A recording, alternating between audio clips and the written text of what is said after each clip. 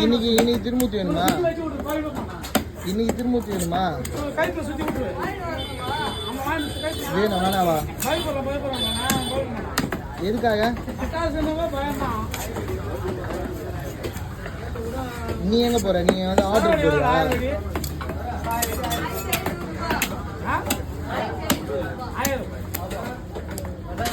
ஆர்டருக்கு யார் போறா? ஆர்டருக்கு வண்டி ஓட்டணுன்றியா? சரி, அவன் எதுக்கு? சரி மணியம், நான் மொத்தம் திருமூர்த்தி வாழ்க்கை கற்றுனீங்க. அவனை கேளு, அவன் வேலை விட்டு போயிடுவான். நான் முடிவு பண்ணிட்டாங்க.